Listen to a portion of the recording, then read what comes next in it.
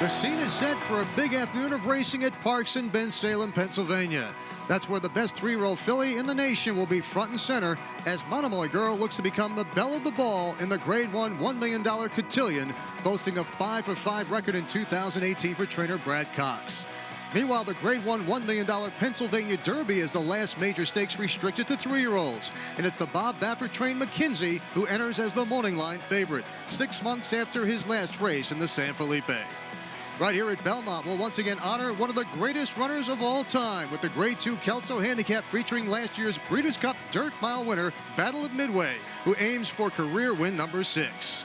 All that and more coming up on Belmont Park Live, brought to you by Cleburne Farm. 100 years of doing the unusual, unusually well. Well, it doesn't get much better for a Saturday in September right here. Perfect weather at Belmont Park. Temperatures in the low 70s. 4 live greatest stakes races on the racing menu in the next 2 hours right here on Belmont Park Live. $2.6 million in purses on the line at Parks. Hi, everyone. I'm Mike Kersey. Great to have you with us alongside former MLB All-Star, New York Met, LA Dodger Paul Lo Duca, and racing analyst Anthony Stabile.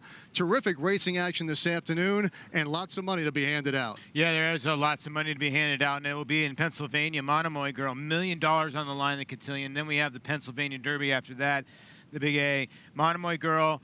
She's 8 for 9 lifetime, and she is the filly to beat. Yeah, she's the goods. It's her division, as we're going to see Monomoy Girl here down at Parks. There she is, getting ready. She's schooling, in fact, getting ready for another Grade 1 try. She's got some familiar foes. Midnight Bizu is there. So is Wonder Gadut, who ran her to a photo finish almost in the Kentucky Oaks this year. There was an inquiry. She kept up, got the Duke. We'll see if anybody is in Bensalem, PA. If anyone down there can upset her today. Well, bet Belmont Park at 200 other tracks nationwide with a Naira Bets account. It's free to sign up and enter promo code Belmont Live for a Bet 200, Get 200 new member bonus. Visit NairaBets.com to get started or download the Naira Bets app to start earning that $200 new member bonus right now. Well, here's a look at the 6th race, which will kick things off here. $50,000 on the line, 3-year-olds and up. Claiming tag is $25,000, 7 furlongs is the distance on the turf course here. Yeah, War Stroll right now, the number 7. You're a lukewarm 3-to-1 favorite, a wide open tote board. As you can see, there's a bunch of them under 5-to-1 in single digits as we speak on the tote board as they begin to head out from the paddock here. What a beautiful day here at Belmont Park. Great day for racing, boys. Yeah, it really is. And a wide open group to start off this Naira late pick 5 as you hear the call to the post. And Poshki taking a lot of money, a horse that's been off the turf 4 times in a row, but last time swallowed a group going around one turn. Well, they are on the track. The one Rockford scratched. The 2 is Get a Valentine, Manny Franco and Rudy Rodriguez teaming up. Yeah, and this one claimed by Rudy last time out and is going to go right back to the turf and go a little bit longer today. Number 3, Expected Ruler debuts for the Stidham Barn after being claimed for $30,000 in Monmouth. Yeah, Joel Rosario climbs aboard, one of the best turf sprint riders, if not the best in the game. Taking some money, has kept a little bit better company than he has faced this afternoon. Scratch the 4, number 5 is Excluded, who stretches out after rallying for second in a 5.5 furlong sprint at Monmouth Park. Yeah, Suffolk, Monmouth in the last 2. Last time seen at Belmont Park was finishing 4th to Canarsie Kid, who's in here as well. Blackjack Baby, number 6, finished well at 5 furlongs. Could work out a perfect stalking trip here. Yeah, she needs to get back to her, or he needs to get back to his 2017 form where he was 4 for 9. He's 0 for 4 this year, this gray. Wall Stroll, one to watch, another making his debut off the claim. Yeah, taken from Mike Maker by Robbie Falcone, who has a really good percentage, wins it almost 33%. First off the claim, Flavian Pratt climbs aboard. And here is Poshki coming up. Banners off a 5-length off the turf win at Saratoga. You know, this is an Ocala bred that was out in California for a long time running on the turf. He came over here, is running on dirt. He can swing both ways. He's a player in here. The 9 is Canarsie Kid, another with good early speed. Can't afford, though, to get into a pace battle with the 2 and 3 here. No, he didn't use that speed last time, Mike. He came from off the pace, finished 3rd up at Saratoga. Back to Belmont Park. We'll see if he could stretch his speed with Jose Lezcano to 7 furlongs. The 10 is Bowtie Affair. Pablo Fregoso and Patrick Reynolds here, adding distance today. And this one, you know, the time that this horse went a mile, I thought was an okay effort. So maybe the distance, like you're saying, Mike, will help. 47-1 last time. You're getting 16-1 today. And on the outside is the 11 Mongo Nation. Owns a win at the distance and has some tactical speed. Yeah, for Rudy, Tyler Gaffalione going to replace Junior Alvarado in here. 1 here at Belmont, 2 back in the 3 lifetime. Conditional claiming race. Didn't fare as well at Saratoga. Owned by Mike Francesa. That's the field for race 6 coming up. Weather and track conditions presented by Piranha Fly Spray, the preferred fly spray of Belmont Park. Piranha on, pest gone. And a look at today's race schedule, and busy we are. There you have it. Belmont race 6 kicks it off with the claimers. Race 9 at Parks is the Gallant Bob, a grade 3. We'll preview that with Maggie Wolfendale coming up a bit later. The 7th at Belmont is an allowance field of 7 furlongs. Back to Parks for race 10, the $1 million Cotillion. Belmont's 8th is the Kelso, grade 2, 300,000 on the line there. In the 11th at Parks, it's the Pennsylvania Derby, and we wrap it up with the 9th race at Belmont for claimers at $42,000. Well, as mentioned, a lot going on at Parks Racing today, and our Maggie Wolfendale has more.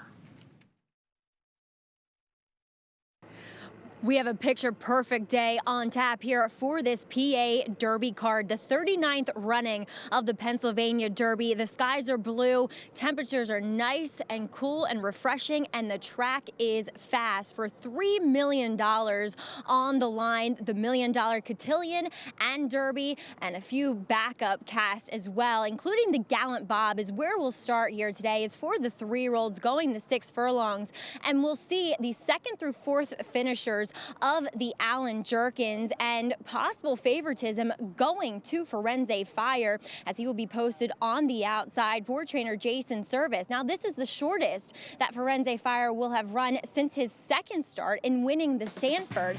I'm apt to say that he might be better going this 6 furlong distance. So he's really a top contender, and next in the wagering will likely be Engage, as he tried to go after Promises Fulfilled around the turn in that Allen Jerkins, and then respectively tired going the 7 furlongs. Chad Brown has said that he feels as though the 6 is much better for him as well, and I would have to agree, given his physicality. He's a much more shorter coupled type.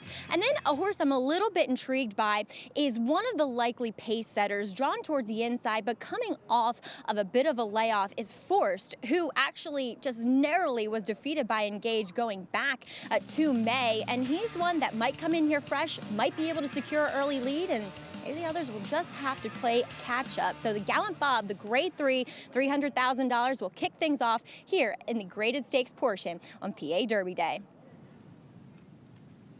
Let's take a look right now at the field for the 6 furlong Gallant Bob. Again, $300,000 on the line, a grade 3 here. And as you take a look at this field, the current favorite is the 4 Engage, bet down from the 4-1 morning line, Paul. And I'm glad that this race finally got a grade here, Mike. For the longest time, this was not a graded race, and it was such a salty field. And again, another salty field. Scratch the 1, scratch the 8. But Engage gonna have to deal with Firenze Fire. We'll find out if the Allen Jerkins 3rd place finisher. 7 trumpets in there, the 3 who did run okay. I think we'll get dismissed again. Well, there's a look at the 11 back here at Belmont Park. And again, we have a jockey chase, Tyler Gaffalione, along on board, of course, for Junior Alvarado. And yesterday, a scary happening here at the track when he went down. Manny Franco aboard the other horse did a terrific job. And Anthony, just take a look back at it again. The good news is that Junior is doing pretty well right now. Mike, I have been around this game my entire life. I've never seen this. That was one of the biggest divots I have ever seen on a turf course. It gets Junior right in the face. He basically just gets dizzied off, semi-conscious, off to the side. Manny Franco, I cannot talk enough about what Manny Franco did aboard Frisky Magician. He could have very well saved Junior Alvarado's life yesterday afternoon. Yeah, you really could have. And, you know, I was reporting yesterday, and I couldn't believe it when they came out and they had slow-moed it in the jocks room and said he got hit by a big clog, and basically it sort of just knocked him out a tiny bit. And, yeah, thank you to everyone for the calls and the texts that he did get, because, you know, Mike, all the time, sometimes it looks way worse than it is, and then the ones that don't look that bad end up being really bad. But yesterday it looked awful, and thank God it wasn't. Well, we wish him the quick recovery and hope he gets back here at Belmont very soon. As we take a look right now at the late pick 5 selections here, Anthony Stabile with a $36 ticket. Yeah, we're going to spread in the first and the last leg, a little pajama game action, using a bunch in race 6 here, a bunch in race number 10, which you can watch on the Naira Bets app. Race 7, Timber Ghost was good in Saratoga. We'll lean on him. The defending Breeders' Cup Dirt Mile champ goes in the Kelso in race 8. That, of course, is Battle of Midway. Chad Brown's won 4 on the card. He'll look for number 5 with Sweet August Lady. He has a few chances before that. We use her, as well as a little bit of a long shot play in Scat Gal.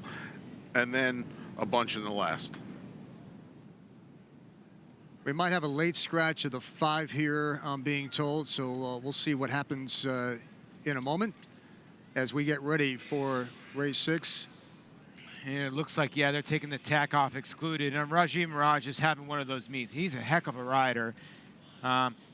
He finally got off the schneid yesterday with the W, and yeah, they already took the number off the gate. So utmost importance here in Naira is horse safety, and hopefully everything will be okay with excluded. He was 20-1, so not losing much when it comes to pace or anything. He was a horse that was going to come from way out of it. A reminder that we are just 5 minutes away from the Gallant Bob at Parks, which we will have live here on Belmont Park Live. But again, coming up, race 6. The late scratch here is the 5 excluded. Anthony, any thoughts on a horse that might be able to upset here? Yeah, you know, I thought this was a wide open race. Poshke, David Aragona, and I both landed on him earlier on Talking Horses. You know, I spread in here, like I said. I wouldn't be surprised if Mongo Nation on the far outside now in post 8 after the scratches, if he can work out a little bit of a trip. He's had trouble handling a good course, a course with some moisture in it in the past, but he does have a win here at Belmont Park. The other race at Belmont was against Big Handsome last year when Big Handsome was on a roll. Yeah, I wonder if they can be a little pace in front of him, and maybe he's not too far off. Tyler Gaffalione won the opener today on Junkanoo, a firster for Chad Brown. He gave the horse a sensational ride, rode the turf course very nicely. We'll see what he does here from the outside draw. The 3-horse expected ruler, Joel Rosario and Michael Stidham teaming up in this spot, debuting for Mike Stidham after the $30,000 claim, Paul. And this is a horse who's lukewarm favorite at 2-1 on the board right now. Yeah, this is your stomping grounds in here. And, you know, they went 109 and changed. Derek Ryan's a good trainer, and it's hard to claim off him. He's very good. But Michael Stidham takes this one, and Joel gets aboard. I wonder if they change tactics. He does have some good speed, though. Indeed, he does. Turns back from a mile and a 16th. Might be able to hold that speed at this shorter distance, and maybe that's the reason that he's in at this distance today. We'll see how it plays out. The Gallant Bob is coming up, but right now we kick things off with the 6th race at Belmont, 7 furlongs on the turf, and we'll go to the best in New York, Larry Colmus, for the race call. Blackjack Baby has moved into the starting gate. Here's War Stroll, Canarsie Kid, waiting for Bowtie Affair and Mongo Nation.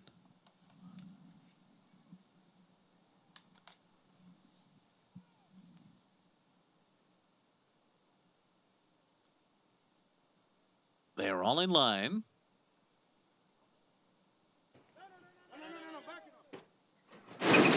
They're off. Mongo Nation had a good beginning. Expected Ruler is out fast. Get a Valentine on the inside with some early foot. And then it's back to Blackjack Baby, Canarsie Kid to the outside. War Stroll is next. Bowtie Affair and Poshke at the back of the pack. Up front, Expected Ruler and Joel Rosario have taken the lead here. Mongo Nation's a half length behind, running in second, a length and a half. Get a Valentine and Canarsie Kid together, third and fourth through a 23:01 quarter. And then it's Blackjack Baby, War Stroll. Outside of them comes Bowtie Affair. Poshke is last of them all. It's Expected Ruler on top as they round the far turn. Mongo Nation continues to press on the outside. The two of them together as they make their way around the far turn. They're just a neck apart now. Then comes Canarsie Kid, followed by Get a Valentine, War Stroll. Inside comes Blackjack Baby. 46.31 was the half mile. Coming to the top of the stretch. Mongo Nation pokes ahead in front. Expected Ruler cuts the corner. Canarsie Kid is there on the outside. War Stroll is trying to mount a charge down the center. And then comes Get a Valentine, and they're coming into the final furlong. Here comes War Stroll on the outside with Canarsie Kid. It's these two, and Expected Ruler is down toward the inside. Canarsie Kid, War Stroll, they're coming down to the line. It's gonna be War Stroll. Got up in the last stride to beat Canarsie Kid. Then Expected Ruler, Poshki, and Bowtie Affair. Nice ride by Flavien Prat. First off the claim, a winner. You know, I've been trying to tell a lot of people this guy can flat out ride, and a lot of people miss the way he can ride out in California. They really don't get to see him, but he lays down really sort of flat. Reminds me a little bit of Lafitte Pinkai. We were both rooting for Canarsie Kid, but he got a little short step there a little bit, Anthony, towards the end. Yeah, 2 starts in a row. They didn't use Canarsie Kid's speed. He almost won this one from off the pace. Good job by Pratt, timing the move perfectly. Pratt and Falcone teaming up with War Stroll as we get back to the Gallant Bob Parks Race 9 coming up in just a moment or two. The purse is $300,000, 6 furlongs on the main track. And the current favorite at 8-5 is the 10, Firenze Fire. As we take a look at the post parade, there is Forced Edgar Prado on board for Miguel Vera. Yeah, this one at 8-1, and Prado, usually when he ships in, he means business. The 3 horses, 7 Trumpets. Dale Romans trains, 4 West Point Thoroughbreds. Robbie Alvarado aboard. Number 4 at 5-2 is Engage. Jose Ortiz in the irons for Chad Brown. And by the way, had a big day here at Belmont so far. We'll talk more about that. The 5 is Smooth B. Currently at 44-1. Not much to like on the tote board right now. Another long shot is the 6, Earned Success for Clarovich Stables. Another Chad Brown trainee. The 7 at 5-1, War Giant. MSL Jaramillo for Jorge Navarro, who had a huge meet at Monmouth Park. The 8 is Scratch. Number 9 is Where She Told Me to Go. Jeremy Rose for Anthony Pecoraro. 11-1 on the board. And our current favorite at 9-5 is Firenze Fire. Number 10, Mr. Amori Stable, Jason Service, and Irad Ortiz Jr. As we go out live to Parks for the Gallant Bob. And guys, one final thought, a quick thought as they head into the gate here. I thought the 2 Force is the horse to catch in here by far, and unless the 7 War Giant decides to go. The 7's the wild card in here. Jorge Navarro brings a horse in that's won by a total of 23 lengths, Anthony. This thing could be anything, War Giant. Yeah, it can be anything. I went with Chad Brown. Brave me. I like Engage cutting back to the 3/4, but Earned Success, the other one in here, is a big number. 3 for 3 sprinting. The lone loss came at a mile. I think one of those 2 will get the money. Don't dismiss the 3-7 Trumpets, Mike. They're in the gate for the Gallant Bob on Belmont Park Live. Let's go to Keith Jones for the call. And into the outside gate at 3-2, the favorite, number 10, Firenze Fire.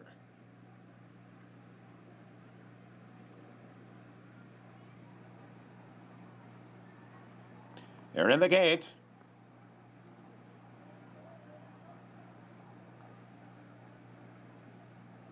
And they're off in the Gallant Bob. Great start for Firenze Fire. Firenze Fire showed first. Forced is right there at the inside. Engage comes out third. After that, it's Smooth B.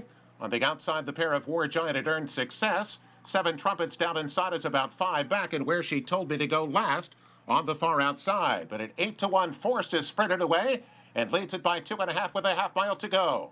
War Giant moving up along with Firenze Fire. Those 2 heads apart, second and third. Smooth B is 3 deep. 7 Trumpets on the inside is only 3.5 lengths behind. Engage has fallen back. Where She Told Me to Go begins to make a bit on the far outside. Earned Success right now well back as the trailer.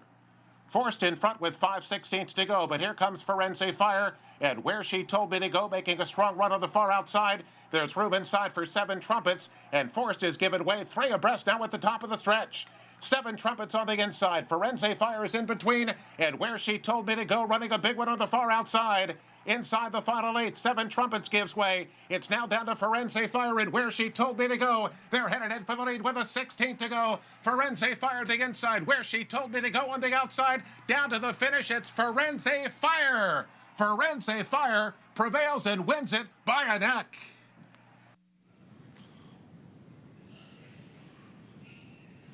What a game effort by Firenze Fire, who had a little bit of an issue at the end of this race, Paul. Wow, this is what you would call savaging. Look at the son of El Padrino, the 9. I'm not winning, I'm not winning. Okay, you know what, Firenze Fire? You outdueled me. I am going to take a chunk out of you because you're beating me to the wire. Wow. Yeah, when you got a name like Where She Told Me to Go, you're going to have a little edge to you, I guess. And if you can't get the money, try and get a chunk out of the withers. That's what the second place finish try to do. You're going to see the inquiry here. That's because, you know, Paul, you better be careful. You're next to me today. I didn't have lunch. I might try to do the same thing in about 20 minutes. I can't believe that. Oh, you know, Irad Ortiz Jr., this horse almost got, I think, his arm, Mike, when late in the stages, because when he went to sort of savage the other horse, you could see Irad sort of shy away, like, holy cow, you almost bit my arm. I'd love to see the head on and see how far or how close they were. But if you get a tight look at that. Look at Irad. Like, he's like, whoa, whoa. Look at him look right over right there. He got a little bit of his arm. But wow, you see that before here and there, but that was pretty crazy. Especially at that point in the race. So there you have it. Great job by Irad Ortiz aboard Firenze Fire. And just a big-time game effort by this horse. 2 for 2 at this distance now. And this 3-year-old by Poseidon's Warrior simply strong here in the Gallant Bob. 10-9, 3-4 unofficially. There's an inquiry, most likely because of what we saw near the end of that race. And we are back. Yeah, the 9 was game, right? I mean, it's as game as you can come. And you look at the horse's PPs, 3 wins in a row, and he was like, I am not losing this 4-race winning streak. And listen, he's a fighter just like anybody else. They only paid $7,000 for this son for El Padrino.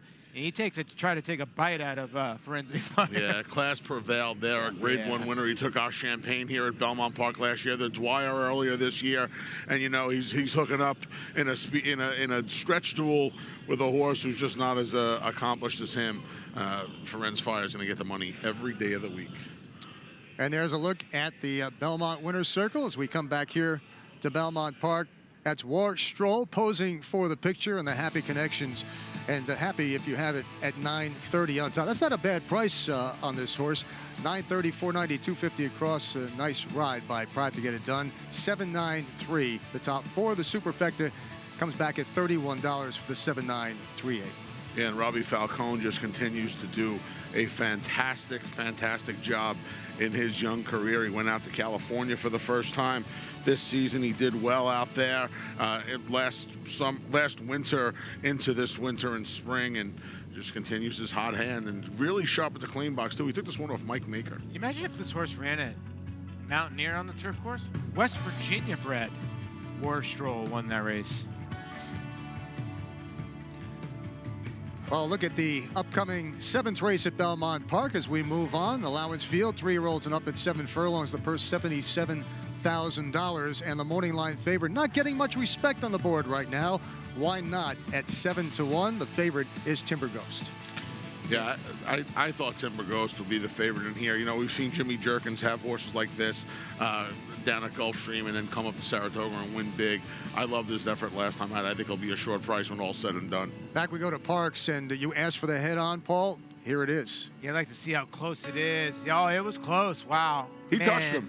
He made contact. He made straight contact. Now, I don't know what happens there. He finished his second.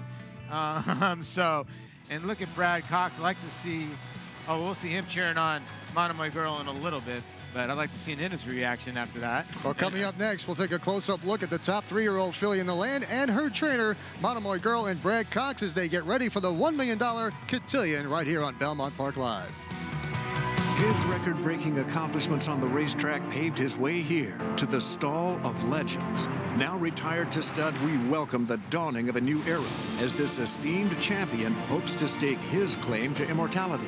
His blazing speed and striking good looks have been passed down to his remarkable first foals. Foals that will carry the flag of their famous father and one day hope to break records of their own. Medication-free and undefeated in sprint competition. Run happy, standing at Claiborne Farm. They're off. Bet the horses anywhere, anytime with Naira Bets. Rushes out of there to take the lead. It's easy on your computer or NyraBets app. Earn valuable reward points on bets, play in our exclusive promotions, and earn cash rebates. Off the turn with a link to the half lead. Sign up now. Bet $200 and get $200. Bet any track, anywhere, anytime. NyraBets.com.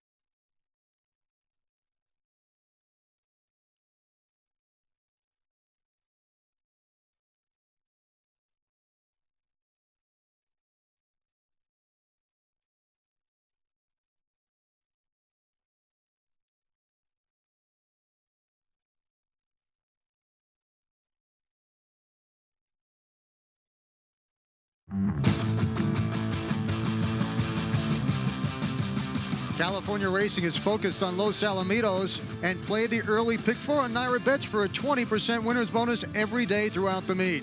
Los Al races Friday through Sunday through September 23rd. Visit NyraBets.com for details. Back to Parks and the winner, Firenze Fire, in a solid effort. Jason Service having an outstanding year at all tracks. It doesn't matter where he saddles him, he winds up winning. And he runs them. He likes to run them. He's traveled Firenze Fire. He's run Firenze Fire an awful lot this year, Mike. He's danced every dance, including the biggest one for 3-year-olds, the Kentucky Derby. And when you consider how poorly he ran the Kentucky and how well he's run since, his 8th start today was his 3rd win of the year. Well, outside of that, turn, no? yeah, outside of the little interest at the end, that 17-1, where she told me to go, was a very good second. Yeah, it was a very good second. You could take nothing away. I was more surprised that Firenze Fire showed that much speed. So credit to Jason Service, had this horse sharp to be laying 3rd or 4th in a 6-furlong race, you know? Moving on now to the Cotillion, race 10, $1 million on the line for 3-year-old fillies at 1 mile and a 16th on the main track. And indeed, we have a very good race, rematch of sorts, if you will. Monomoy Girl at 1-5 on the board. You have Wonder Godot in there and Midnight Bisou as well. So when you take a look at those 3 horses, I think Wonder Godot might be able to make a run at this horse based on the Kentucky Oaks and how good a race that was. And I look back at that race, it was a game effort. Now back in against the fillies. We'll see how it plays out. But when you look at Monomoy Girl in the paddock on the racetrack, she's just spectacular. Yeah, I mean, just a photo finish away from being undefeated in 9 career starts. She's handled most of those in here today, namely Midnight Bisou, namely Wonder Godot. Back to the fillies for Wonder Godot. Separation of Powers, a 2-time Grade 1 winner. She won the Frizette here at Belmont last year. The test up at Saratoga last time out on the Whitney undercard. Maybe she's the new shooter that can give the 3-year-old filly. I mean, we'll say it. She's the champ right now. I don't think that anything can change that the next 4 months. We'll see what the next 3 months. We'll see what happens down at Bensalem, PA today. Well, Brad Cox hitting it 30% for the year at all tracks, and he already has a horse of a lifetime. He talks a little bit more about Monomoy Girl and some of his goals right here. I'm very driven. I kind of feel like I'm driven by the fear of failure, to be honest. I don't want to fail. I don't want to lose at anything. So that's just my personal take on it. But I don't know. I just want to be as successful as I can and accomplish as much as I can in this life. So it's you live it once, do the best you can. It's fun to win, and especially nice races like Monomoy Girl Grade 1s. I mean, it's an excitement, it's a feeling that no other. Monomoy Girl's got plenty left in the tank. Oh, what a fabulous filly she is! Monomoy Girl wins it by 3. I mean, I like winning. It doesn't matter if it's, a maiden claiming 10,000 at Indiana Downs on Tuesday. I mean, I love to win, but there's something that goes for that when you're winning Grade 1s and graded stakes, it's an amazing feeling. You know, winning graded stakes with obviously this filly winning the Acorn and the CCA Oaks are, you know, huge accomplishments that, you know, on this circuit, this is a very, I mean, this is probably the best circuit in the country. And, you know, this is a world stage, Naira. You know, people throughout the world pay attention to racing here, just with the pedigree and the bloodlines and the quality of horses here. So it's a huge deal, and it's definitely something that, you know, like I told someone after the coaching club, you know, she's give us memories that'll last a lifetime, and the guy said, you know, champions last forever, and I think that's what she's ultimately, you know, doing throughout her career. She's taken us to places that we haven't been before, you know, obviously with these Grade 1 victories, and, you know, she's taught us a lot. She's taught us that, you know, good horses, you know, she's a really good horse, and she does things easy. Things are easy, you know, for her to go out there and work 5/8 and 59 and come back and, you know, look at her water bucket and not even drink anything. It's like, you know, that's what a good horse does. So, you know, she's taught us a lot. She's meant a lot to me, and I think what she's taught me and what she's doing for my career, it'll have a lasting effect for a long time. I can tell you I'm not content. I'm not content at all I'm happy with what we as a team have accomplished, but I'm not content, no, by no means. The goal is to have, you know, like I said earlier, graded stake horses. We want to win the Kentucky Derby. We'd like to, and, you know, I'm sure if we win it once, we'll want to win it again. So that's the goal. I mean, I idolize guys like Bob Baffert and Dwayne Lucas and what they've accomplished in their career and are still accomplishing. So, you know, those are the guys that I look up to, and, you know, get on Equibase and see how many graded stakes they won in a year, how many grade 1s they won in a year, Triple Crown races, and, you know, those are goals that I'm after, chasing, and, you know, hopefully someday we can get there. It's hard not to like Brad Cox and what he brings to the table and what he's done with Monomoy Girl, Paul. Really is hard. You know, this is a guy that came from the claiming ranks and worked his way up, and then you finally get a horse like this, and it's a horse of a lifetime. And wow, she really sticks her neck out when she has competitions. 4 straight grade 1s, gonna go for 5, and now $1 million purse. She's been freshened up since then. And you mentioned Wonder Gadot, because Wonder Gadot really did stretch her all the way down the lane there at Churchill Downs. But I'm wondering if all of that racing up in Canada and everything else is maybe taking some steam out of her, where Monomoy Girl has just been jogging around the racetrack. It might be fresher. That's a fair point. Look at the record right now in Girl Power, indeed. 8 for 9 lifetime, 5 for 5 this year, 1.6 in the bank. Not a bad return on that $100,000 investment. Not at all. She's, you know, she started her career. People forget she was 2 for 2 on the turf to start her career. That's right. So you always have options.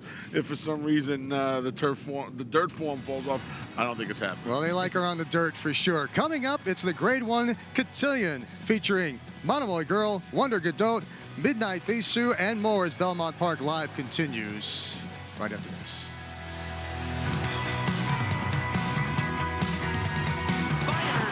Turning for home in front. Post of New York on the outside. California Chrome is third. Shared Belief laboring back there in fifth. 1 furlong to run. Bayern, Post of New York. California Chrome on the outside. The 3 of them come to the wire. Bayern, Post of New York. California Chrome. Here's the finish. Bayern holds on.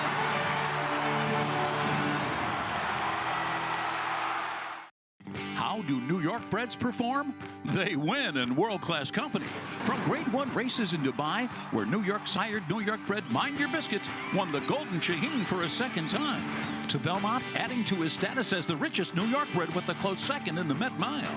The Belmont Festival saw 2 more New York breds become millionaires, 4-star Crook in the New York Stakes, and world record-setter Disco Partner with a repeat victory in the Jaipur. New York breds, get with the program.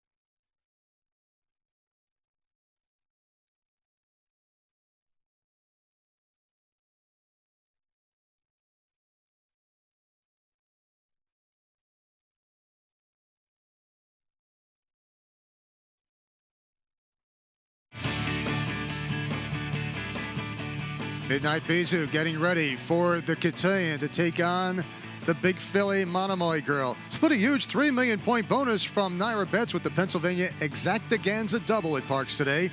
To win, just hit your exacta in the Pennsylvania Derby and your exacta in the Cotillion Stakes. Any Naira Bets customer who hits both will split 3 million points equal to $3,000. Visit NairaBets.com for details on this huge bonus. A look at the field now for the 3-year-olds in the Cotillion. Grade 1, $1 million on the line at Parks Racing. We talked about Monomoy Girl. No surprise here, odds on. Yeah, that's what I thought. 1 to 5, right, Anthony? 1 to 5. Unbelievable. Unbelievable. When you have the other two fillies you won in the division, the fresh face, if you will, in separation of powers. Yeah, she's still prohibitive, and she's going to stay shortish like that, under 3 to 5 today. Well, this kicks off the cross-country pick 4 today, including the Cotillion, Pennsylvania Derby from Parks, and 2 races from Belmont Park. This special pick 4 is available nationwide and on Naira Bets. Just look for XCP4 in today's racing menu online to place your bet that kicks off in race 7 today at Belmont Park. And a look at Paul's ticket he has designed for us, and I'm sure it's a good one as usual. Yeah, 1, 2, 3, 7 in here. I'm not going to sing your Timber Ghost because Monomoy Girl, I'll single in the Cotillion. So then you got to come back here to race number 8, which I thought was an okay race. 1, 4, 6, 7. I'm not going to single Battle of Midway. I thought maybe No Dozing, Sunny Ridge, and Pattern Recognition. I'm just not letting Chad Brown beat me. And then when we get to the Pennsylvania Derby, I'll go 4 deep in there. Hofburg and Still Regard, McKinsey, because I just can't leave off Bob Baffert. And yes, Bravazzo. I mean, this guy has danced more than any Dance of Stars dancer all year. I might as well say it now. I've been on board since the Kentucky Derby, and I've stayed in his corner every single race. Yeah, I have. Now, today is not the day I'm going to get off. Because you know what happens, and we've seen that before. You jump off the bandwagon a little too early, and... yeah, there it goes. There it goes. It's true. The Stabilo off angle has been very popular here on the Naira circuit the last 4 or 5 weeks, both at the end of Saratoga and here at the start at Belmont Park. Here's the post parade for race 7 at Belmont Park. Why Not, the one at 6 to 1. Good price on this horse right Speaking of Belmont Park, Why Not gets back to his favorite surface. He draws inside. He likes that. Last time he was competitive was 2 back in the Saginaw when he got beat just a length and 3/4 in that State Bred Stakes. The 2 is Timber Ghost, the morning line favorite, now 2 to 1 on the board. Yeah, Jose Lascano will get them out here with Alvarado off. And this horse jogged last time out. Now, the worry is he going to regress? If he doesn't, he's the one to beat by far. The 3 is Mac Jagger, makes his 3rd career start for Brian Lynch. Second off an April layoff, could use a little pace in front of him. Offers a little value, I think, right now at 9 to 2. Number 4, Have Another, Javier Castellano and Edward Barker teaming up, enters fresh for trainer Ed Barker. Yeah, I would think the hot horse at the window. Been working well. He's got 2 wins out of the 4 here at Belmont. Maybe this is the hot horse at 9 to 5. Lazarus Project is the 5, hails from the 24% barn of Chris Englehart. Chips up from Parks, gets David Cohen in the boot, and has hit the board in 2 of his 3 starts here at Big Sandy. Big price on the 6, Capitaine at 12 to 1, going turf to dirt for trainer Mark Hennig. Yeah, a lot of bullets in the holster for the son of Tappet. It's just he hasn't really done anything really on the racetrack except a muddy racetrack where he ran really well, but the dry ones, not so well. And the 7 is Serratalto, Dylan Davis, and James Bond here. Had a 2-race win streak snapped last time out up at Saratoga. He may be the one with the unenviable task of chasing Timber Ghost in the early running today. Well, the 7 from Belmont coming up, the Cotillion on the way. Much more as Belmont Park Live continues. Last year's Breeders' Cup Mile winner, Battle of Midway, will be taking center stage, leading the Grade 2 Kelso field a bit later on as well. Can he get it done? We'll find out.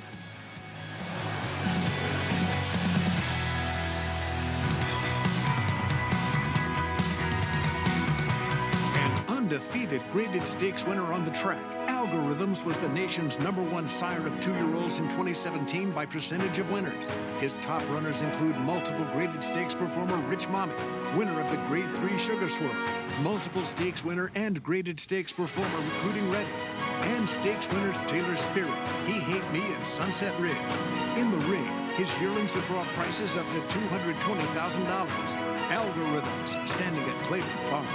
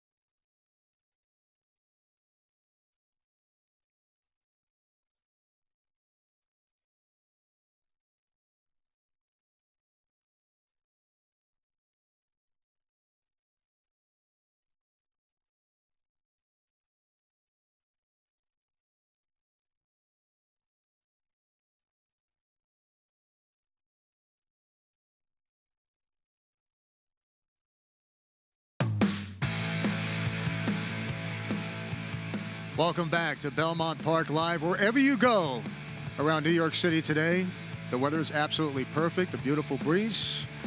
And we are getting ready, of course, for the Jockey Club Gold Cup next week. Gronkowski worked out this morning, 5 furlongs in 1 minute, 0.88 seconds. Getting ready for an older horse debut. He's going to try his elders in the historic Grade 1 Jockey Club Gold Cup next week. Diversified, the defending champ, will be there. There's Gronkowski this morning. You know, he always looks good in his workouts, Paul. He looked good leading up to the Midsummer Derby, to the Travers. Didn't fire that day. Jose Ortiz, who rode the other Chad Brown, Good Magic, just came back and said, you know, this track was really tight, hard, packed down, much like Gulfstream Park. That was the excuse for Good Magic, who's now on the shelf. Maybe Gronkowski didn't handle it as well. Belmont Park, where he ran so well, a lot different than Saratoga. Yeah, you make a good point that he did run so well on the inside. He was on the inside of that work, too. He ran a good Belmont. I mean, you could argue that he sucked up second and he had the freshest legs coming in. But he'll be ready for the Jockey Club Gold Club. And another late scratch here. And that looks like that's Dylan Davis in the 7 here. Yeah, the 7 coming out here. At 7-1. He was the 1-2, Paul, that I thought maybe was going to press Timber Ghost a little bit. Maybe his job becomes not just a little, but a lot easier today.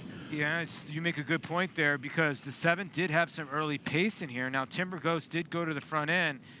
What's going to happen with the 4 or the 1 now? Why not with the blinkers on? But that horse is cutting back in distance, Mike. Yeah, you know, this is a really interesting race. You have the 5 Lazarus Project, a long shot here that I don't think you can use, even though this horse is coming from a top barn, shipping in from Parks.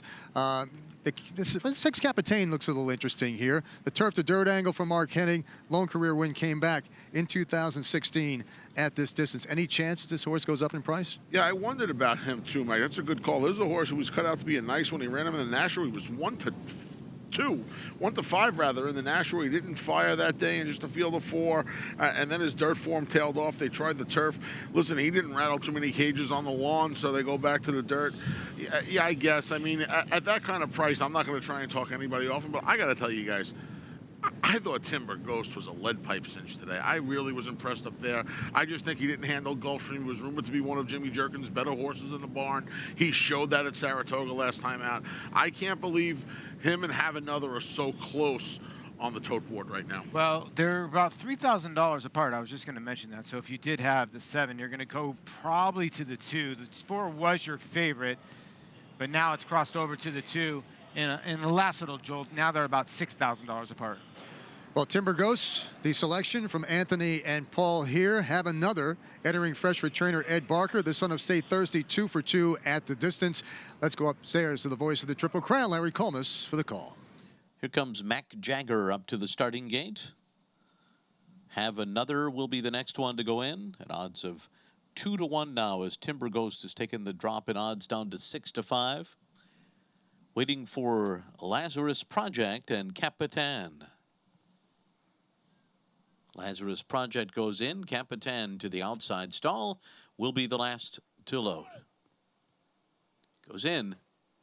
They're all in line. They're off. And Have Another was slow into stride. A good beginning for Timber Ghost, who goes out to the front in company with Lazarus Project on the outside. Capitan is 3rd early on. Why Not is 4th. Have Another is out of last, going by Mac Jagger up the backstretch, as Timber Ghost and Jose Lescano lead the way up the backstretch. And they go by this opening quarter mile in 23.21 seconds with a 1.5 lead. Lazarus Project running in 2nd. Capitan is 3rd. Why Not 4th on the inside. Then Have Another and Mac Jagger at the back. 5.5 lengths from top to bottom. Less than a half mile to go. Timber Ghost on top. Just a neck now. Lazarus Project is 2nd. Capitan is 3rd on the outside. Why Not right in behind them, and then Have Another. And the trailer is Mac Jagger. 46.64 was the half mile as they make their way toward the top of the stretch. Timber Ghost continues to lead the way narrowly here. A neck advantage as they turn for home from Lazarus Project. Have Another begins to roll on the outside. Capitan is next, and Why Not dives to the rail. Coming into the final furlong, it's Timber Ghost. And on the outside, Have Have Another trying to sustain this run. Why Not his third on the inside. Timber Ghost holding off. Have Another. They're coming down to the line, and Timber Ghost is going to do it. Have Another settles for second. Why Not was third. Mac Jagger was fourth.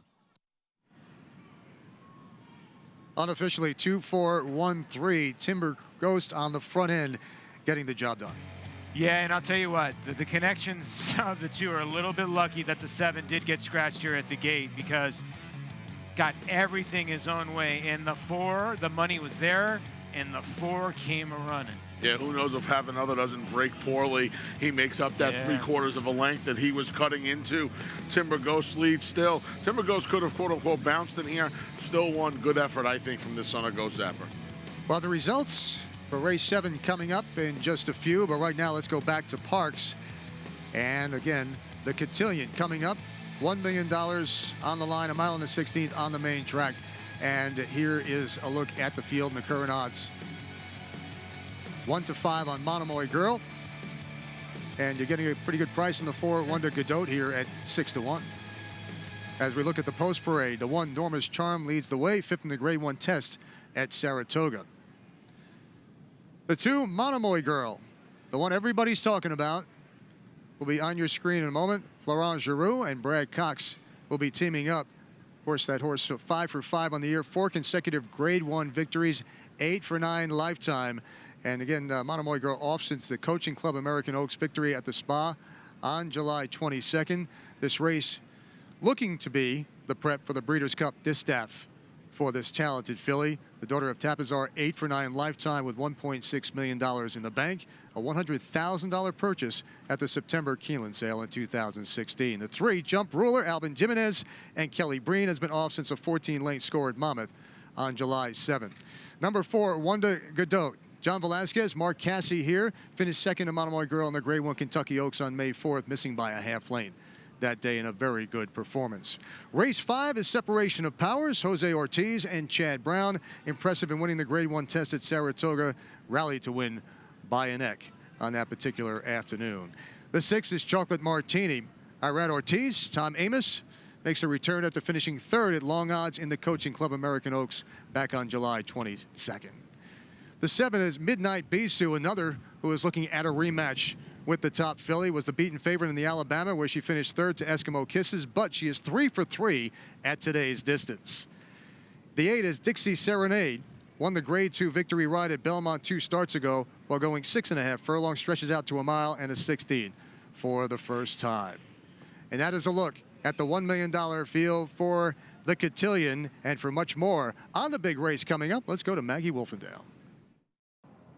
Well, the 3-year-old fillies are on tap for today's Cotillion, $1 million in Grade 1 status. But Monomoy Girl, she doesn't have to worry about that. She has all but sewn up the Eclipse Award for Outstanding 3-year-old filly, as she's taken down 5 Grade 1s this year and has gone unbeaten, kicking things off with the Ashland, Kentucky Oaks, the Acorn, and the CCA Oaks. Now, Brad Cox has given her the time off between that last race up at Saratoga till today, but he could not think that his filly, his star filly, in fact, looks any better. And she's been training very forwardly into this as well. And she is going to have to face some contenders that she has faced throughout the year, including Midnight Bisou is back to take another run at her, as well as Wonder Godot, who did give her the biggest run for her money in the Kentucky Oaks. And Wonder Godot, although competing in the Travers last time at 1.25 miles, tired behind the boys,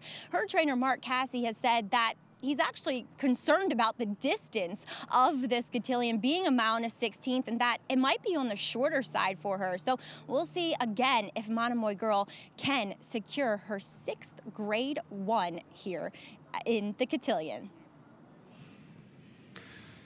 And back live at Parks Racing for race 10, 2 minutes to post time, and a look at the heavy favorite, still on the board at 1-5.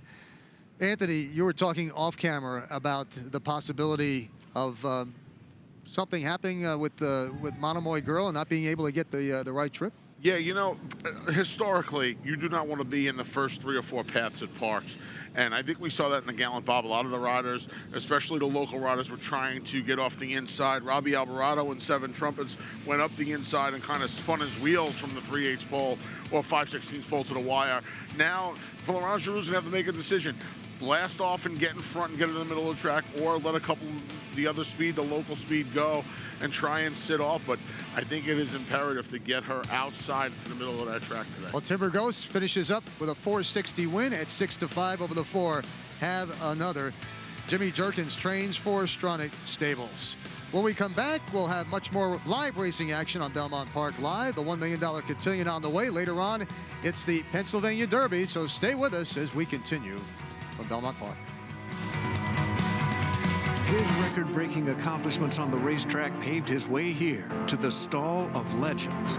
Now retired to stud, we welcome the dawning of a new era as this esteemed champion hopes to stake his claim to immortality.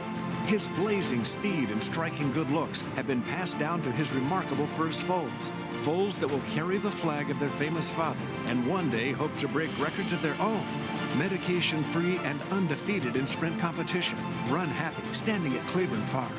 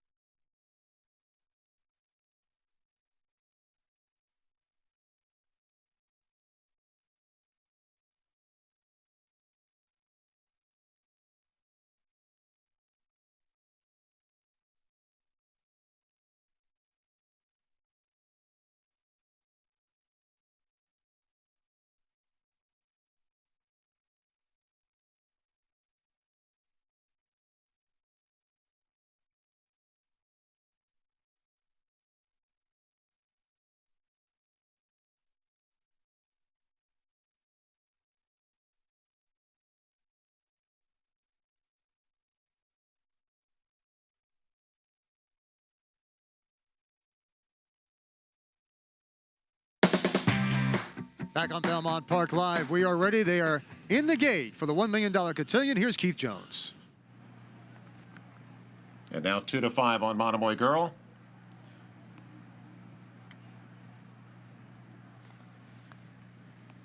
Lafitte, thank you. Just one more to come up. That's Dixie Serenade. The gate 3-year-old fillies lined up. And they are in the gate. And they're off in the Cotillion Stakes. And it's Jump Ruler who gets a great start. And Jump Ruler goes right to the lead. Separation of powers out of those sprint races will move up early. Wonder Godot is just in behind those two. Monomoy Girl has a spot down at the inside. Midnight Bisou is unhurried. She's racing 5th on the far outside. And then it's Norma's Charm Chocolate Martini and Dixie Serenade. So they're into that first turn, and now Monomoy Girl will go up on the inside of Jump Ruler. Separation of powers laying just off the lead. Wonder Godot is on the far outside as they move to the backstretch. The opening quarter was run in 24 seconds flat. Midnight Bisou is 5th right now. She's in behind horses and just better than 3 lengths behind. Long shot Norma's Charm rides the rails in 6th. Chocolate Martini is just better than 5 lengths behind, and Dixie Serenade continues to lag behind at the back.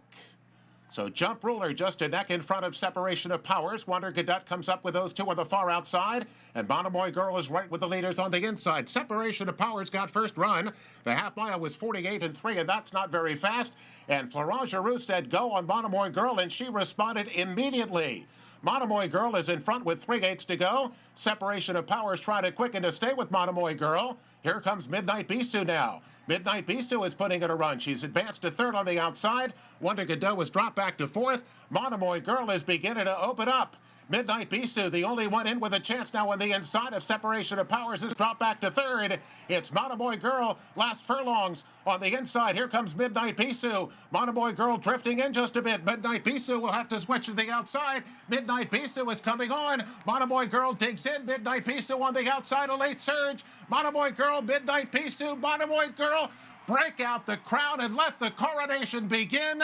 Monomoy Girl is simply sensational.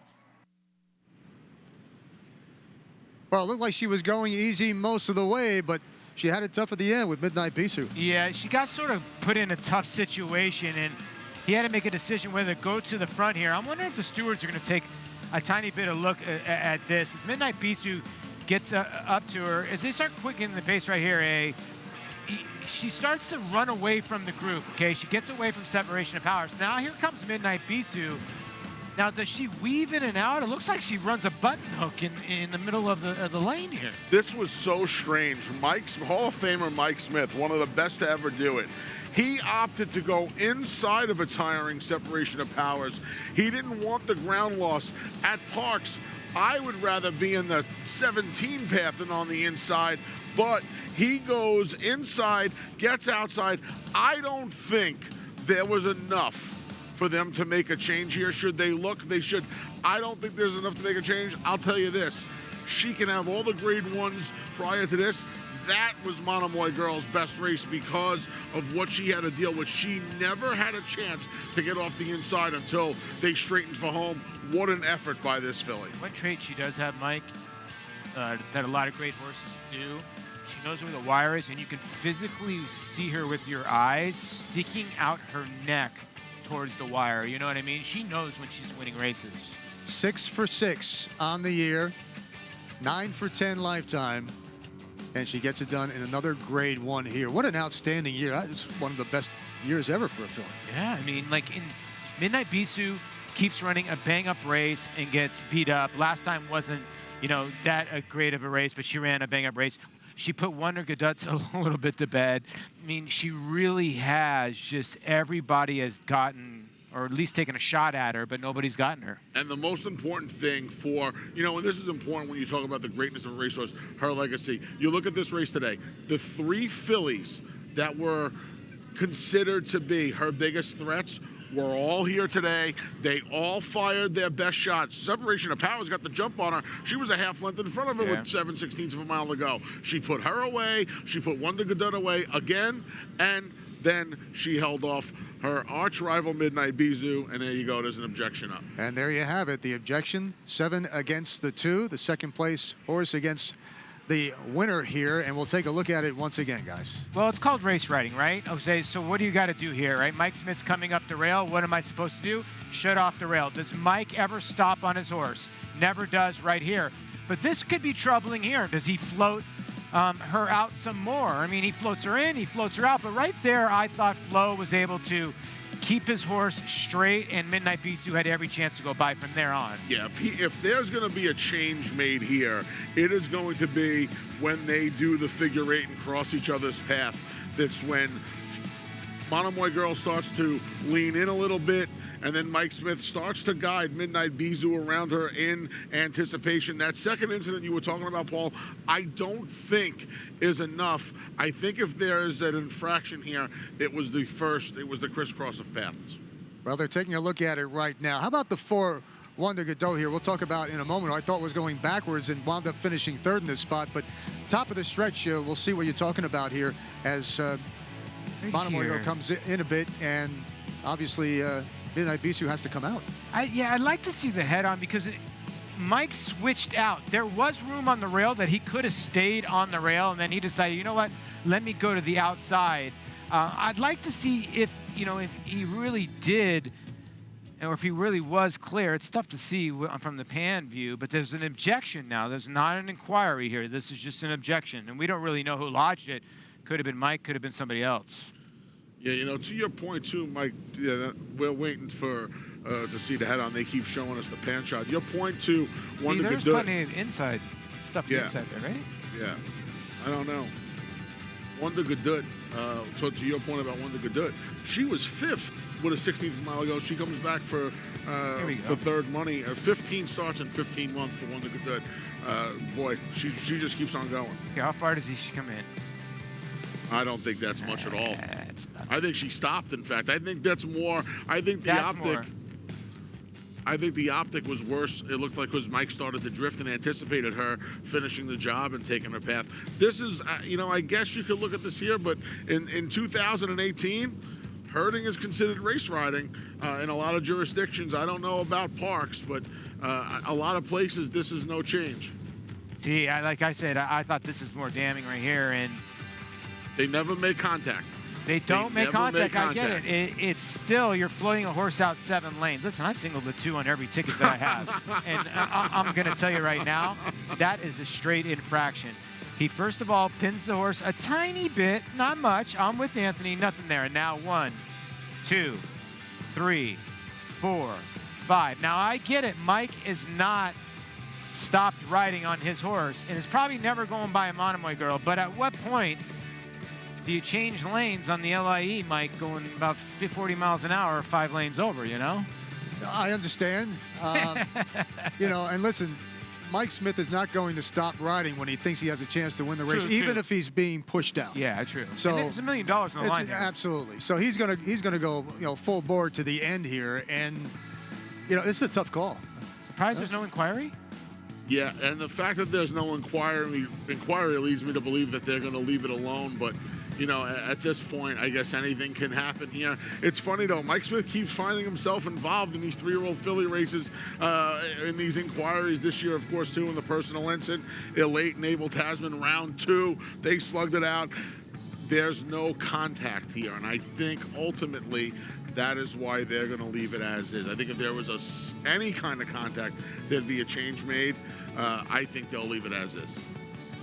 Well, Anthony, you were talking about the inside before the race, and where was Monomoy Girl going to be? Well, for a good part of that race, stayed pretty much within the 1-2 paths there, and before we saw what happened here at the end. But she was game, as usual. Yeah, and impressive, too. I keep going back to Wonder Gadut. She's going to pass horses along the inside to get the show, though, again. So, but look at where they are, right? Mike Smith here, he's on the 3 path, let's say. Florent and Monomoy Girl in the 5 or 6 path. Now they're really going to get out into the middle of the track. Yeah, you do not want to be inside. Wonder what that does in the Pennsylvania Derby for horses like Hofberg, who's one of the favorites, and in Still Regard, who's got a live long shot look from the hot hand Chad Brown. I think the longer the worse for Monomoy Girl here, by the way. I think that the more they look at this, the more they're really looking for a reason to rip her number down. That's often the case. Here's the thing. Mike Smith's got what? The weakest left hand in the business. The best ever. He can't use it. He's trying to go left-handed. He does there, but I guess he is using it. Yeah. This is a tough call because you're trying to project as a steward, as a referee, as a whatever you want to call it, an umpire of our sport, whether the 7 was going to go by. That's basically what they need to discern. Was the 7 going to go by the 2? Did the 2 impact the 7's position or his order in $1 million race? It's a tough decision.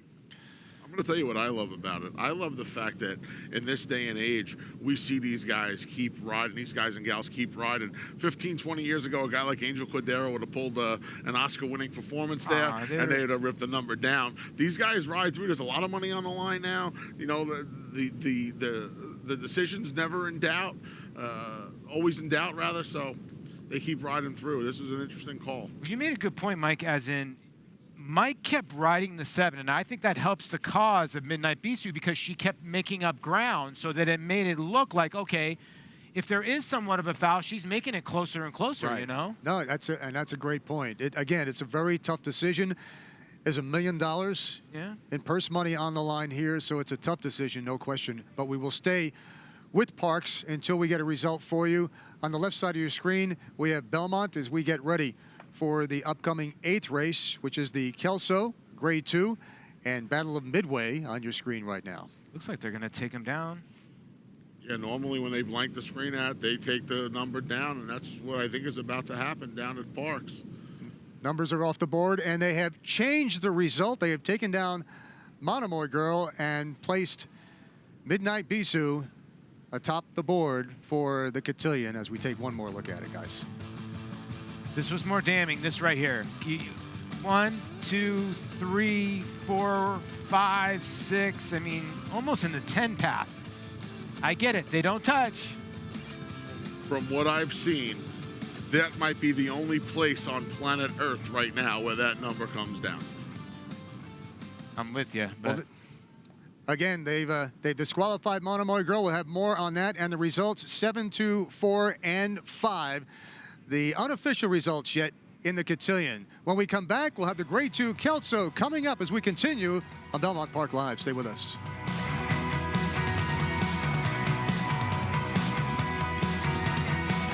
Eclipse champion Blade is having a breakout year in 2018. Among the nation's leading sires of stakes horses, his recent top runners include Fault, Maraud, Marley's Freedom, Beyond Blame, and Miss Kentucky. He's also making a name for himself internationally with French Classic winner Singh. And with yearlings bringing up to $350,000, this three-time Grade 1 winner offers outstanding value.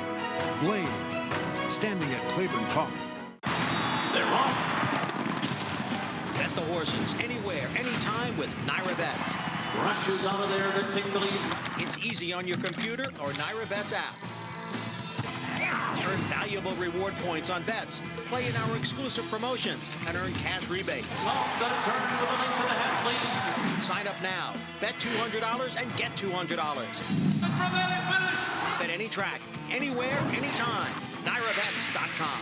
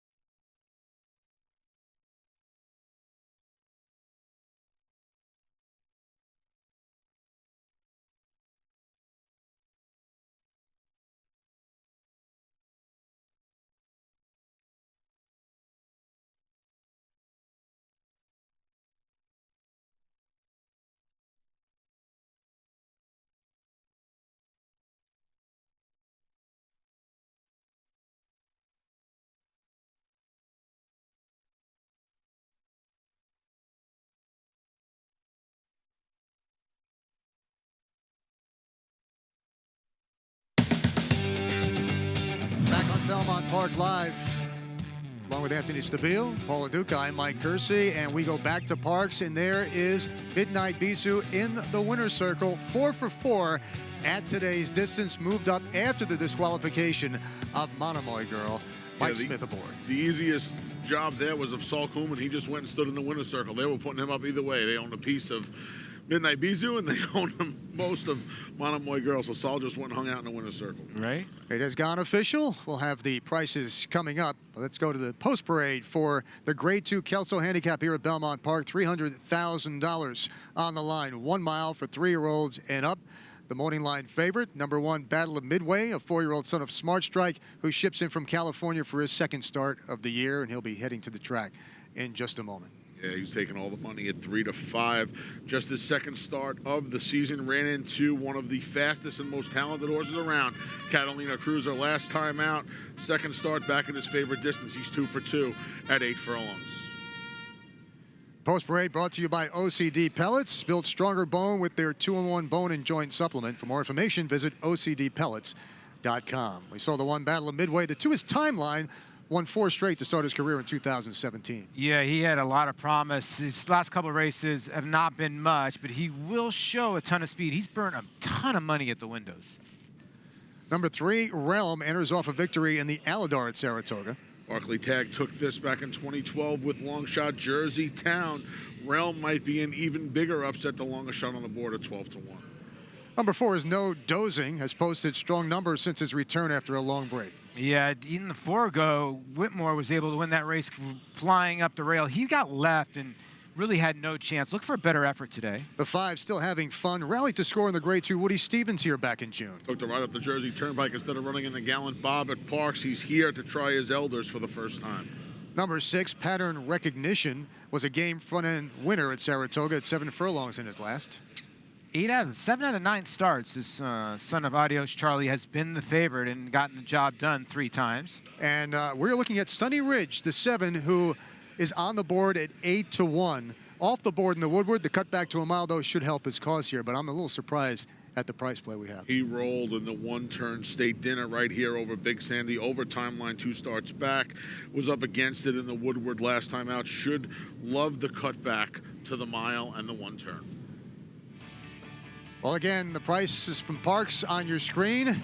Number 2, Monomoy Girl, did win the race, but was disqualified for drifting out in the stretch. The 7, Midnight Bisou, placed first, 10.40 on top. The 7-2 Exacta come back at $22.80. Congratulations to Bloom Racing Stable, Madacat Stables as well. Filly by Midnight Lute as the Repent Mare, Diva, Delight, Mike Smith, Living Right. Well, coming up, the Grade 2 Kelso, $300,000.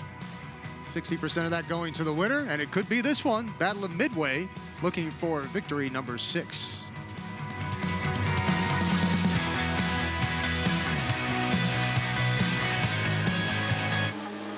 Grade 1 winner Data Link by world-renowned sire Warfront.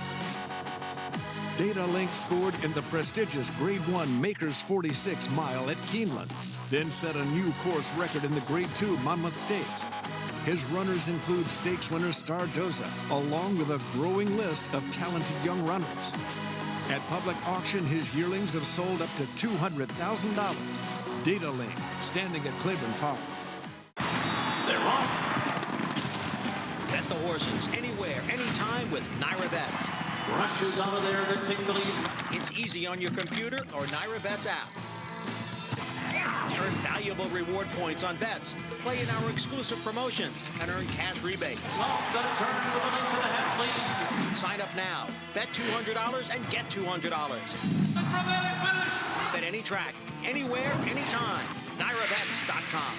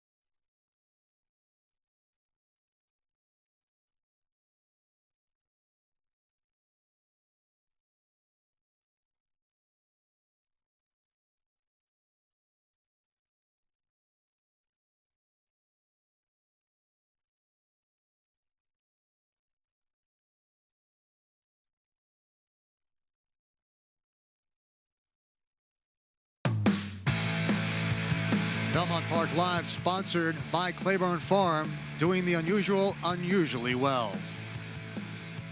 Well, coming up, it's the Grade 2 Kelso handicap, $300,000 on the line. We're just moments away from these horses getting into the gate, and there is our heavy favorite at 3-5, odds-on Battle of Midway. Can this horse be beat? This is a crazy story. You know, this is a horse that got sent to stud, and it didn't work out. They brought him back in the Pat O'Brien. He, like Anthony said, he lost to a Cadillac, no pun intended, and Catalina Cruiser. And then now he comes here with a lot of bullet drills coming in, and he's getting bet like he can't lose at 3-5. I didn't envision this, but he's the horse to beat. Yeah, he's no doubt the horse to beat. If anybody can beat him, I think Still Having Fun has the best chance. He's 1 for 1 to the 1-turn mile. He won the Miracle Wood down at Laurel. They tried him 2 turns. It didn't work out. Brought him here for the Woody Stevens. He ran very nicely when the pace collapsed to get the money in the Grade 2. And then last time, he had no chance off the 10.5, 11 weeks in the Allen Jerkins on that speed bias racetrack behind one of the best 3-year-old sprinters in the country. Promises fulfilled. He gets on a fair track. He gets a flight mile. He gets Joel Rosario back. And like I said, he's won here at Belmont Park. I think he's got a real shot if anyone does. I think the favorite's going to be tough, but if anybody beats him, I think it's Still Having Fun. There's a look at the 4 No Dozing with some strong numbers since his return after a long break. Let's go upstairs to Larry Colmus with the call of the Grade 2 Kelso here at Belmont Park. Still Having Fun moving into the starting gate now. Will be followed by Pattern Recognition. One of the 2 Chad Brown trainees going in. And last to load will be Sunny Ridge. And they're all in line.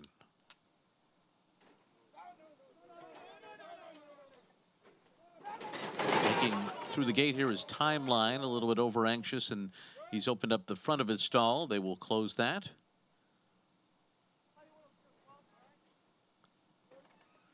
Looks like the gate next to him as well, that of Realm, opened up too, and so once these 2 gates are closed, we'll be ready for a start. All in line. They're off in the Kelso. Pattern Recognition and Realm came out well. Battle of Midway is right there with Sunny Ridge on the outside, and then No Dozing going up in between horses, and the trailers up the backstretch are Still Having Fun, and Timeline. So up the backstretch they go with Pattern Recognition in front, sent to the lead by Tyler Gaffalione, 3/4 of a length ahead of No Dozing. Battle of Midway is third on the inside of Sunny Ridge, and Still Having Fun is outside of them. An easy opening quarter mile here of 23.77 seconds. Timeline is second last and racing 5 from the front. The trailer is Realm as they continue their way toward the far turn. Pattern Recognition, the leader by 3/4 of a length. No Dozing is second. Still Having Fun is racing on the outside of Battle of Midway, who's now third and 2 lengths off the lead with a half mile to go. 46.83 was the half mile. Sunny Ridge is ridden along outside of Timeline. Realm is at the back of the pack as they round the far turn. Pattern Recognition is still there. A neck lead over No Dozing on the outside. And now the favorite, Battle of Midway, starting to be pushed on by Flavien Prat, but getting closer in third. And they're followed by Still Having Fun. Sunny Ridge is going to come wide. Timeline cuts the corner. They're into the stretch. And it is Pattern Recognition still there. Battle of Midway in a bit of traffic there and not going to get there today. But Sunny Ridge is in with a shot now. And here comes Sunny Ridge on the outside trying to run down Pattern Recognition. These 2 down to the line. Timeline third. Pattern Recognition is going to hold them all off and win the Kelso. Sunny Ridge was second and Timeline was third. A huge effort from the 6 Pattern Recognition. It was a game front-end winner at Saratoga at 7 furlongs last time and was just as game today. You know, Tyler Gaffalione, a lot of people don't realize that at one point, and I think he still is, he's the leading wins when it comes to wins in the nation in riders. This guy can ride. And what he did early in this race, Anthony, is that he decided, okay, I'm going to go very, very slow here. I'll let you with the 1 here, Battle Midway. Do you want to go up inside of me or not? Yes or no? No? Okay. I'll go 23 and change. The race was over then. You know, we got Mike Kersey on set here today, so I'll use a Jersey Shore reference. Tyler Gaffalione pulled a robbery on the front end, and he had 46 and 4. Are you kidding me? In the Kelso? Kelso would not have been happy about seeing 46 and 4 in the race named after him. Tyler did a fantastic job. 1 for the thumb for Chad Brown, 5 on the card. And speaking of Jersey, Sunny Ridge picking up second here in a solid effort. Thought for a second that Sunny Ridge might be able to get by, but Pattern Recognition just kept digging in. You make a great point about Sunny Ridge, and he always brings his lunch pail, and he's ready. He's a millionaire, and that's why. He was the only one that really made up any ground and gave up a little to Timeline, who didn't really get off to the best beginnings.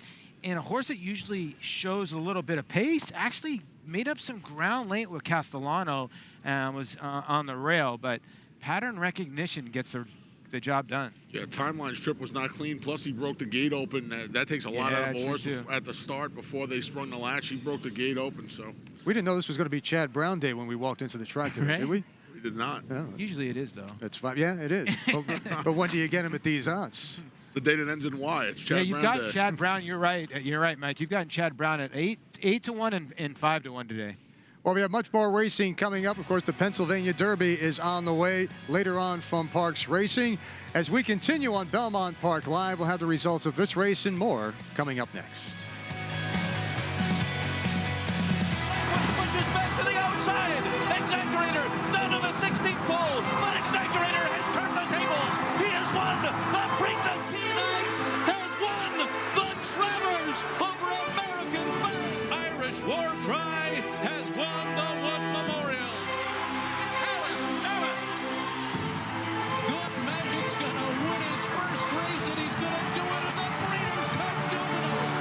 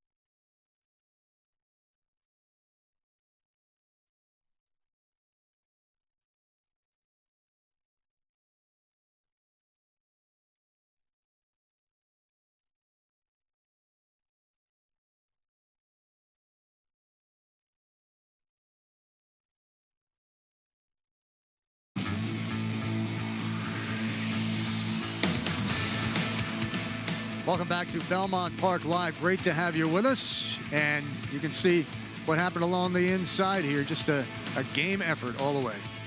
It really was. And like we said, Tyler Gaffalione gave this horse a tremendous ride. And you talked about it, Anthony. He did the same thing almost at Aqueduct. He got away with some easy fractions and was able to put away some good horses. But notice Grace of Sunny Ridge, who ran a bang-up second.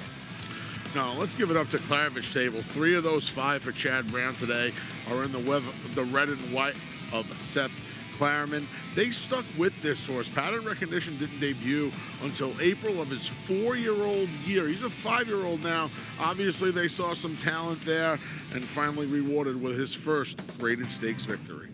The 5-year-old is the son of Adios Charlie, improves to 4 for 10 lifetime with 5 second-place efforts, 13 and change for the win. As we take a look at the late pick 5 follow-along total pool, over $104,000, and not too bad, guys. You have $930 on top, the $460 in between, and Chad Brown at $1320. So if you're alive, you might be cashing a nice ticket later on. Yeah, you are. And Timber Ghost was your favorite. And remember, when the 7 got scratched, you might be alive for $1 instead of 50 cents. And right now, we are pleased to join winning jockey Tyler Gaffalione in the winner's circle. First of all, congratulations. We're all talking about what a great ride down along the inside. Take us through the trip. The horse broke real alertly. He took me to the lead pretty comfortably.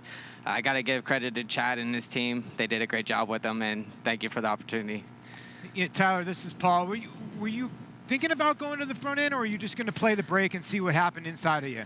I just wanted to play the break and see where the 1 broke. If we got it in front of him, then I would definitely take advantage of it. Tyler Anthony here. It really seemed like he enjoyed having some competition, have a couple of horses hounding him. In fact, when he got away, looked like he was waiting on some horses. Well, yeah, he's always been a real big fighter. You could see it last time at Saratoga. He likes a challenge. A little cooler weather here than down in Florida, huh, Tyler? This is so nice. Good luck, man. Great ride. Congratulations. Tyler Thanks so Gaffalione much. joining us. We appreciate the time taking us through the race here aboard Pattern Recognition, who wins at $13 plus. And again, you've got a 20% rider here, and he's one of the best in the country, and he proved it right here in this race. No, like I said, I think so many people don't realize when you look in the front of the racing form, it's right in the front of the racing form. It tells you how many the trainers, the jockeys, earnings, everything. Tyler Gaffalione is on top when it comes to wins in the nations. And I think a lot of people realize, okay, well, it's down in Florida, it's this and that, but Todd Pletcher puts him on horses. Chad Brown puts him on horses. Sure. He's pretty good. Chad reaches out from on big days like this when a lot of the other riders, some of the the old guard, are out of town. Chad reaches out and brings him in to ride him. He rode the firster in the first junk canoe today. So 2 of the 5 for Chad Brown today. Tyler Gaffalione was the pilot. I'll look at the cross-country pick 4 follow along. The pool there over $118,000, and the number's pretty good in there. Start off with Timber Ghost at Belmont in race 7. The 10th race at Parks, Midnight Bisou put up off the DQ at 10:40 and Pattern Recognition at 13:20. One more to go, and that's race 11 at Parks, and that is another $1 million race. Of course, coming up, it's McKenzie with the return for Bob Baffert. We'll see how he does in the Grade 1 Pennsylvania Derby right here on Belmont Park Live.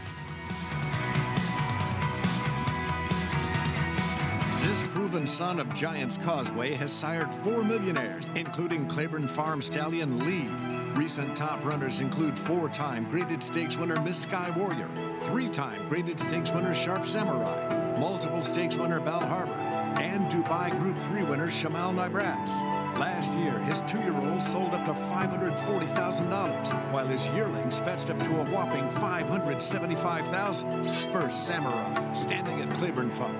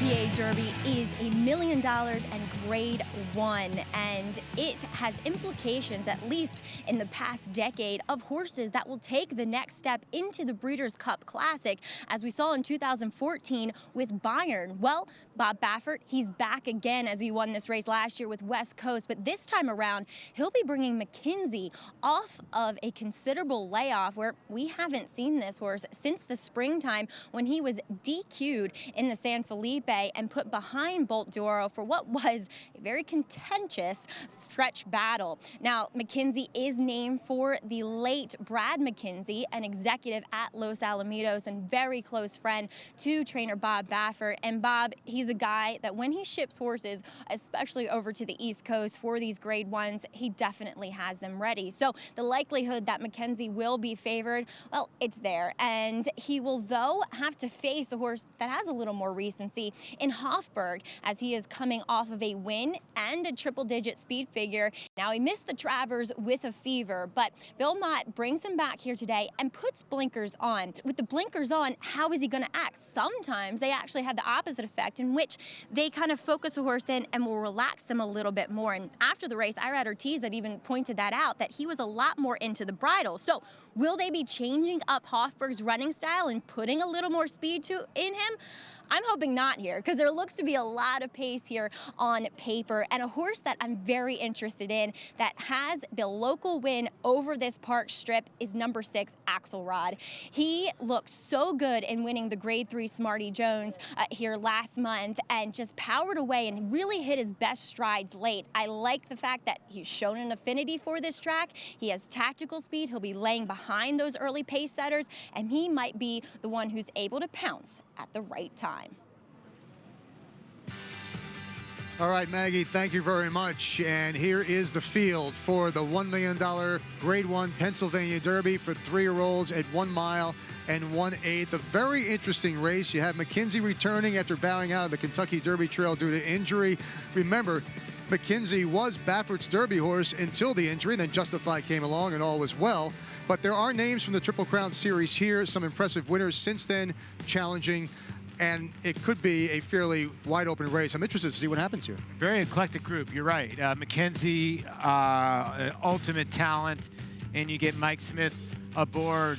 And this was him and Bolt D'Oro. That's what got him taken down. I still think he should have never gotten taken down this day. They got spun out on the far turn, and then it turned into a little bit of mutual bumping down the lane. Mike Smith never hits McKenzie till right now. And then they get down to the wire, and they came out a tiny bit there. I still think he shouldn't have came down. Now, Bill D'Oro, time is the ultimate handicapping product, Anthony. So Bolt D'Oro has not turned out to what we thought he was. So what are we going to expect out of McKenzie today? Yeah, 6 months is a long time off a little bit of an injury, and that is a quirky place, man, down at Parks. But Bob Baffert's had a lot of success there in the past. If anybody can have him ready, it's Bob Baffert, the Hall of Famer. Of course, his longtime assistant, Jimmy Barnes, has done very well in getting these horses ready for Bob Baffert, and he talks about McKenzie and his chances this afternoon. He had a hind end injury. I'm not quite sure if it came out of that his last race where he was hit, but he had his time off. We kept him in the barn with us and went through his therapy in the barn, and came back in awesome shape. I mean, he's been working lights out, and I expect him to really show up here. He was our Derby horse even before that in December, November. But then a horse called Justified showed up in the barn, and we know we would jokingly say, "Oh, this is our next Derby. This is our Derby horse here." Actually, McKenzie was supposed to stay at Santa Anita, and Justified was going to Oaklawn. Yep. So when he had came up injured, we elected to leave Justified at Santa Anita, and we didn't run in the Oaklawn race. Well, there's Jimmy Barnes on McKenzie, but there are some other strong shooters in this race, including the 2 Hofburg here, who got sick, missed the Travers, but this is the day that he can come up with a big paycheck. Yeah, I'm Mr. Hofburg around here, apparently. He was my pick in the Belmont Stakes. I made a pretty big bet on him. You know, here he is in the Curlin. When he walked onto the racetrack for the Curlin at Saratoga, I wondered where the rest of him was. He did not look great. Belmont would say after the race he was acting up. He kicked the stall, the saddling stall at Saratoga. Wasn't acting like himself. And then he comes out and he runs, you know, arguably the best race of his life, especially speed figure-wise. This was the best race. I remember, Mike, as do you guys, a time when you couldn't win a race like this by 5 lengths and be allowed to make an equipment change next time out. You'd have to call the stewards and ask, but he's going to get the blinkers. We'll see what Emollient's little brother can do down in Pennsylvania. Well, it's an interesting race, and it's coming up. It's the Grade 1 $1 million Pennsylvania Derby, and we'll have it live right here on Belmont Park Live when we come back.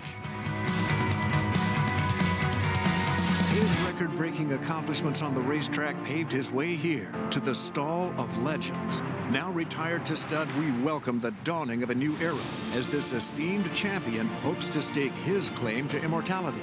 His blazing speed and striking good looks have been passed down to his remarkable first foals. Foals that will carry the flag of their famous father and one day hope to break records of their own. Medication-free and undefeated in sprint competition. Run happy, standing at Claiborne Farm. They're off. Bet the horses anywhere, anytime with Naira Bets. Rushes out of there to take the lead. It's easy on your computer or Naira Bets app. Earn valuable reward points on bets. Play in our exclusive promotions and earn cash rebates. Off the turn with a link to the half lead. Sign up now. Bet $200 and get $200. Bet any track, anywhere, anytime. NairaBets.com.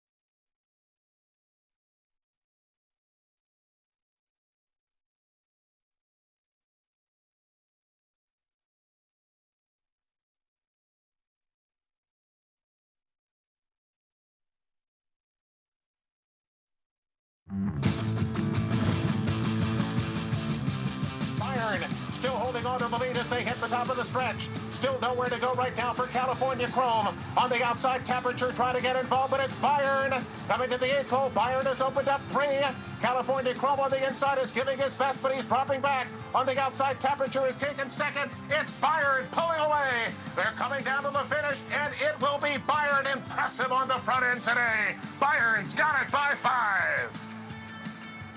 Well, that was back in 2014 when Byron won the Pennsylvania Derby. Reminder that Byron stands at Hillendale Farm for $15,000, and certainly with good reason off of performances like this. I mean, this is a colt who just continued to dance the dance and obviously he'll prove himself with an outstanding career. I correct what I was saying to you guys off the air. I was like, why is Bob Baffert shipping this horse here? You know, like California Chrome lost here. I forgot it was his horse, Byron, that beat him. So obviously he's had some luck there.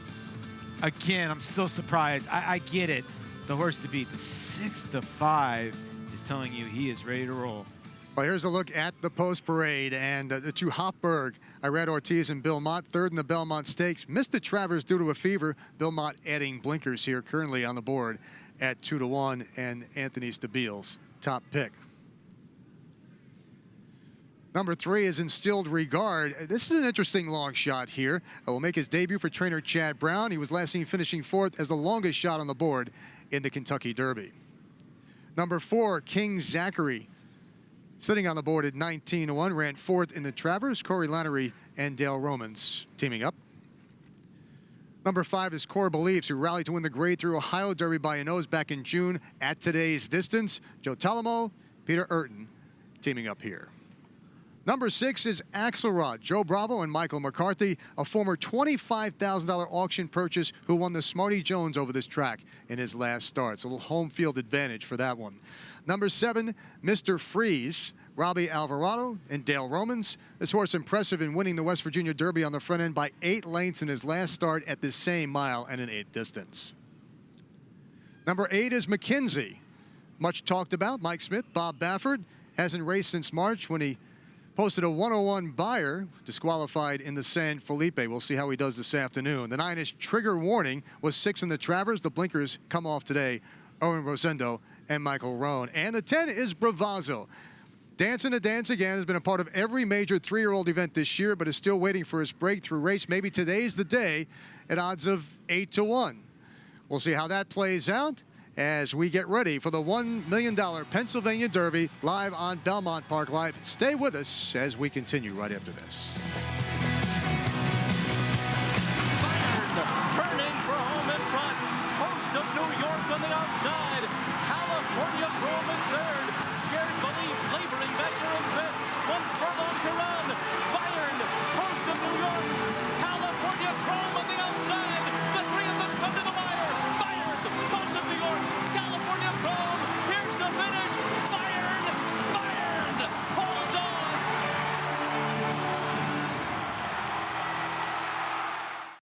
How do New York breds perform? They win in world-class company. From Grade 1 races in Dubai, where New York-sired, New York bred Mind Your Biscuits won the Golden Shaheen for a second time, to Belmont adding to his status as the richest New York bred with a close second in the Met Mile. The Belmont Festival saw 2 more New York breds become millionaires. 4-star Crook in the New York Stakes and world record-setter Disco Partner with a repeat victory in the Jaipur. New York breds, get with the program.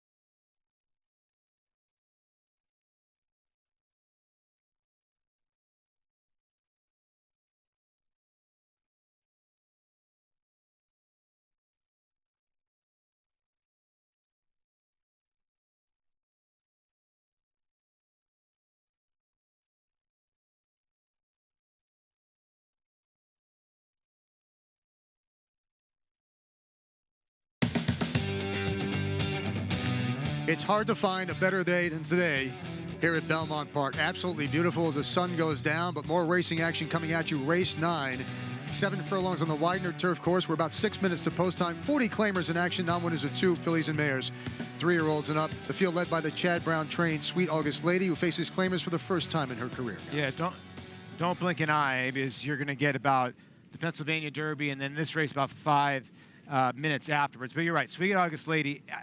Right now, Mike, is 4-5, but it's like almost 3-5 or 2-5 in the will pays and the pick 3s and pick 4s. So you got to try to beat her if you want to get paid. Just so you know, Parks is on the right side of your screen, Belmont on the left. Those 2 races coming up. Anthony, your thoughts here on Belmont's 9th race? 25 years ago, a 16-year-old Big A was running around here on October 16th when one of his favorite trainers, one of my favorite trainers of all time, Hall of Famer Shug McGahee, took down 6. 5 of them Grade 1s, I believe, on a Super Saturday. Miner's Mark won the Grade 1 Jockey Club Gold Cup that day.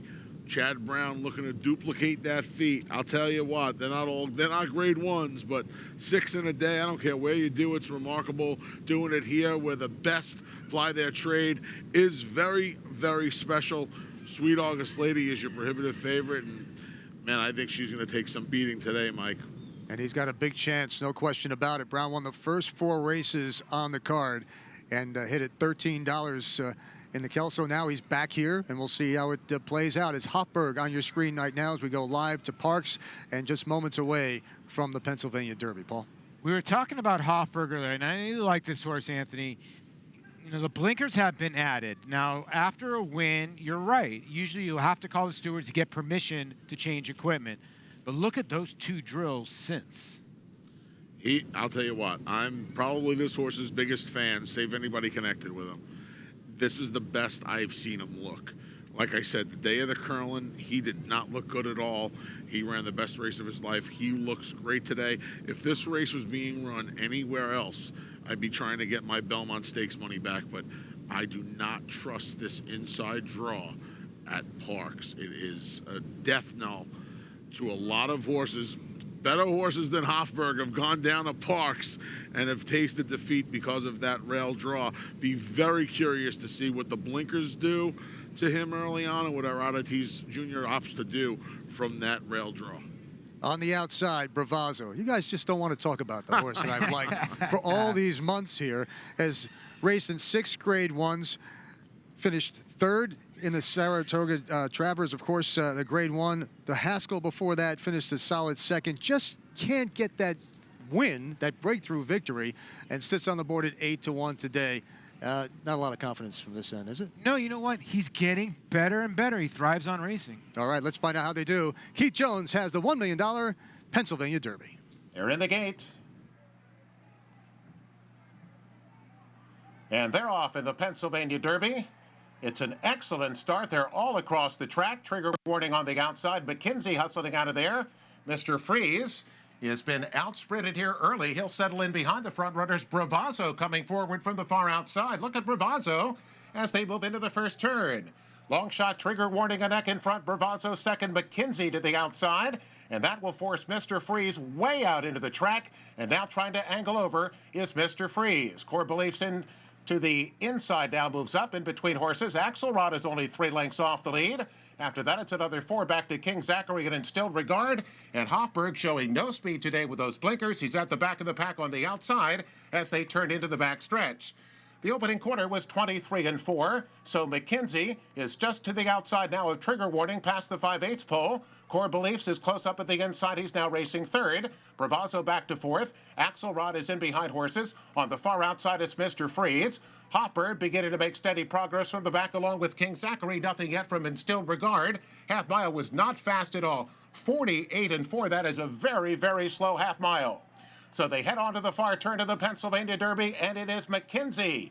McKenzie now with a neck in front. Trigger Warning trying to hang tough second. Mr. Freeze in a good striking spot. Core Belief still in with a chance. Axelrod is in between horses. Bravazzo beginning to backpedal out of there. Hofburg has been wide throughout. It's McKenzie and Long Shot Trigger Warning together at the top of the stretch. They come off the turn, and McKenzie has the lead. It's McKenzie, but here comes Axelrod. He'll try to make a race of it on the outside. Furlong to go. McKenzie is in front. Axelrod set down by Joe Bravo. Mike Smith working on McKenzie. McKenzie holding on. Axelrod is full out. McKenzie is clear as they come down to the finish. Baffert, Smith, McKenzie. They've done it. McKenzie has it by 2. Never question if Bob Baffert can get a horse off a 6-month layoff. How impressive was McKenzie here? Mike, I know you've been around this game for a long time, and we talk about this so much. The horse did not break good. He got hustled to the front end. Mike Smith had to ride him the whole way, and he wins this race. I mean, it's the best dirt trainer I've seen in Bob Baffert. It's unbelievable. I know you've got to see him win I don't know how many Haskells at Monmouth, but McKenzie doesn't even like the whip here either. You can see he's tail swishing, and he still gets the job done. Yeah, and it's funny. You're right, Paul. You know, more often than not, you'd say, all right, well, he's getting tired here. I don't think he's getting tired. I think he's just getting going here. What else can you say about the guy? Hasn't been said. Now, look, you know, they didn't light the place on fire. 152 a final time, but man, he was just he was as good as advertised today. 8-6-9-2 unofficially. We'll have the results for you. McKenzie on top. Axelrod, the hometown favorite, who won the Smarty Jones, raced a very good race under Jersey Joe Bravo, who did a nice job at Pennsylvania today. As we come back to Belmont for race 9. And again, this is a 7-furlong race on the Widener turf course, 40 claimers, and the one Sweet August Lady looks to give Chad Brown his 6th win of the day.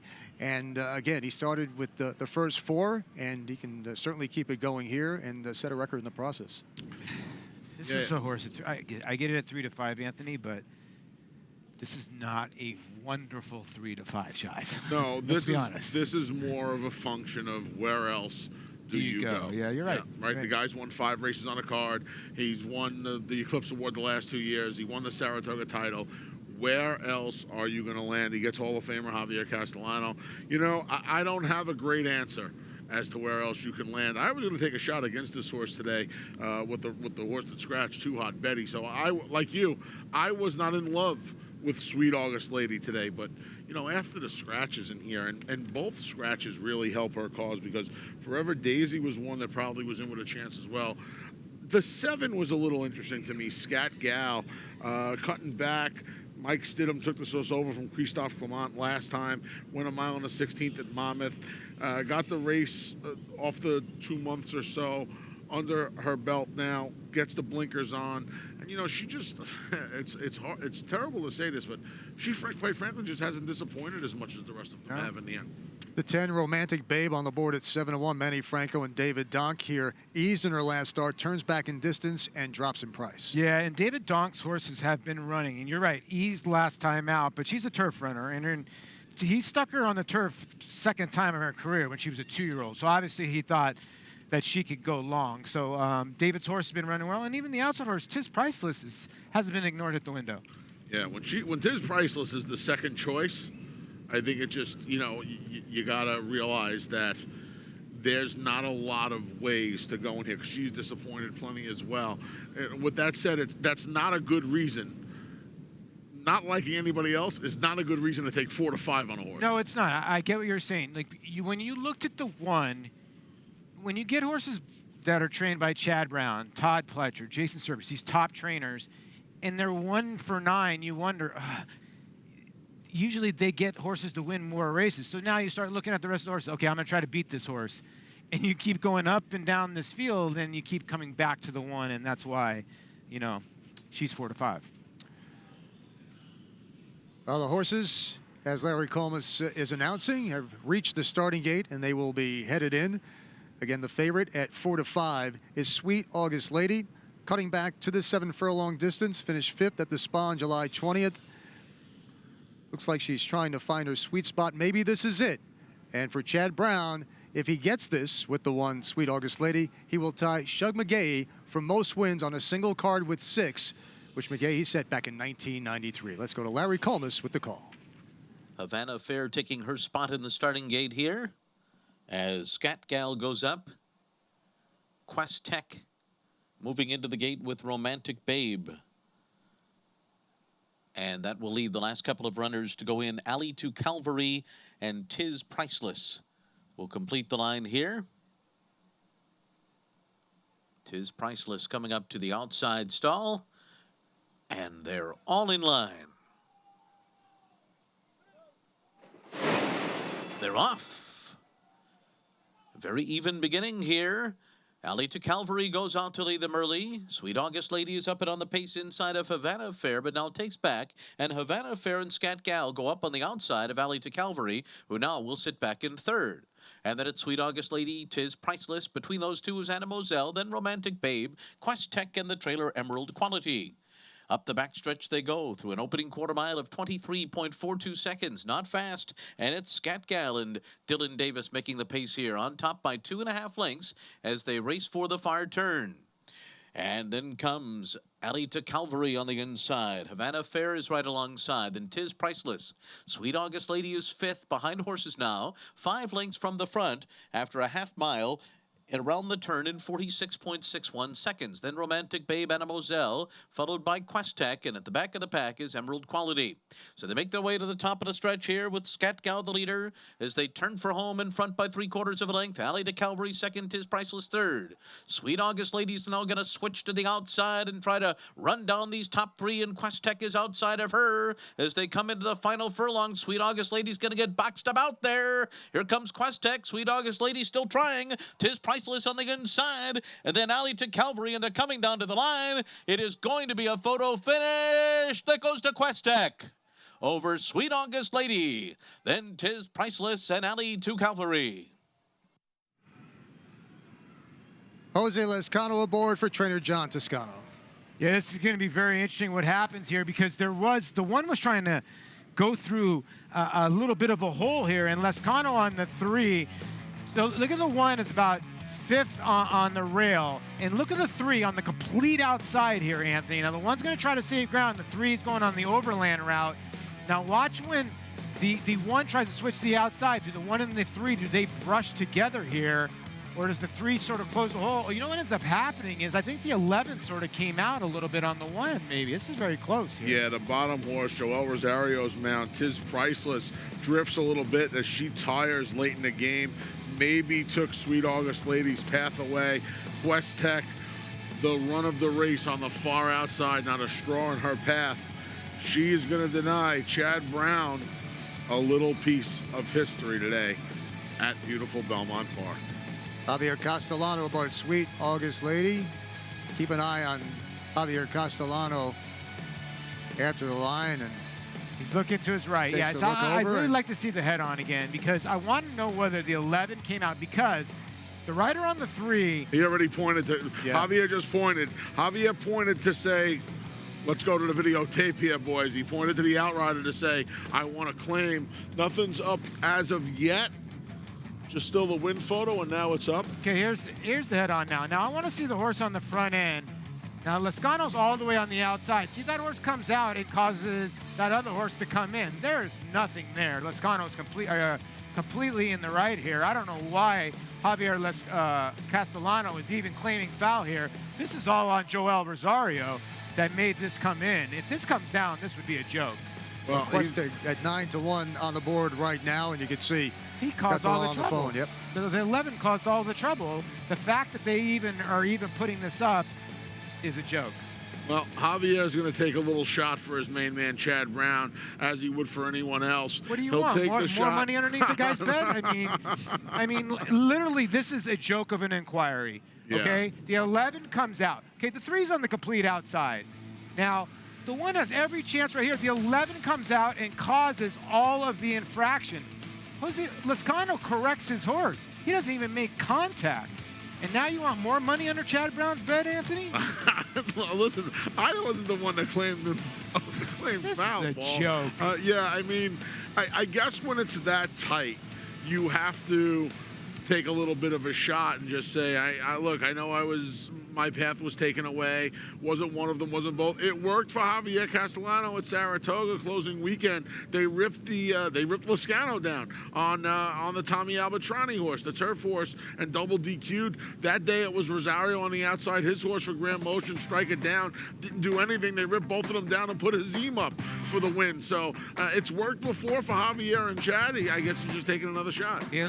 Javier Castellano never had to stop riding and has every chance to go by the 3.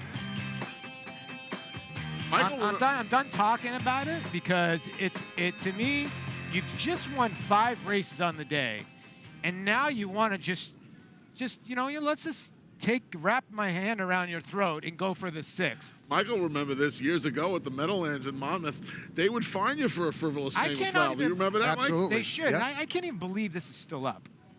Well, let's talk about the winner. I mean, right now, the unofficial winner, Queste, a solid performance. Yeah, and the problem is that Jose Lescano did nothing wrong. The 11 horse came out. He did a lot right here, I'll tell you. He kept her clear, Mike. Yeah. I don't get why this is even up. She had some back sprint races. The numbers didn't come very fast, and they weren't very fast races, but maybe they finally figured out that you got to just rip her back in these sprints and let her run late. Jose did a fantastic job keeping her outside of horses in here. It fell apart, and there you go, rightfully so. The result stands. All right, Jose Lescano will pose in the winner's circle with Questeg 9-1 on the board. The winning trainer, John Toscano, a close-up 4th in her last start at Saratoga, but she got a good trip today and a good ride by Lescano, and they get the money after the inquiry and objection here at Belmont Park.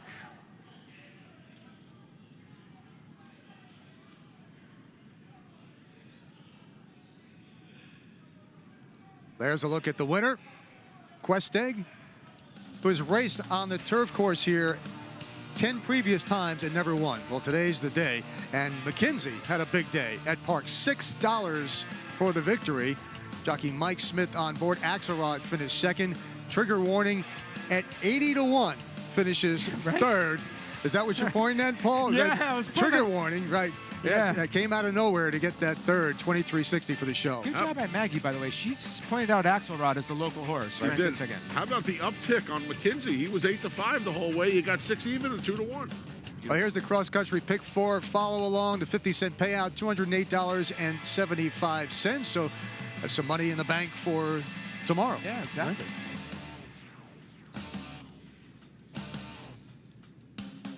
And a look at Jose Lescano and Questeg. $20 on top here in race 9. The 1 Sweet August Lady finishes second. The 11 Tiz Priceless third, $280 for the show. The exacta 3-1 comes back at $24.90. There's the pick 5 follow along. Total pool $104,000. Still one more to go in race 10. And you can watch race 10 on Naira Bets. So make sure that you tune in to Naira Bets. And of course, we hope that you are a winner when all is said and done. Well, it's been a great day of racing action. Outstanding. We had $2 million races at Parks. We had the Kelso here at Belmont Park. No question, outstanding action all afternoon long. It really was, man. It's unfortunate we got to see Monomoy Girl get taken down, but great racing. And good to have you on the set with us, Mike. It's great to be here. For Anthony Stabile, Paul LaDuca, and our entire team, I'm Mike Kersey saying thanks so much for watching Belmont Park Live. We'll be back on tomorrow at 4 o'clock. We'll see you then.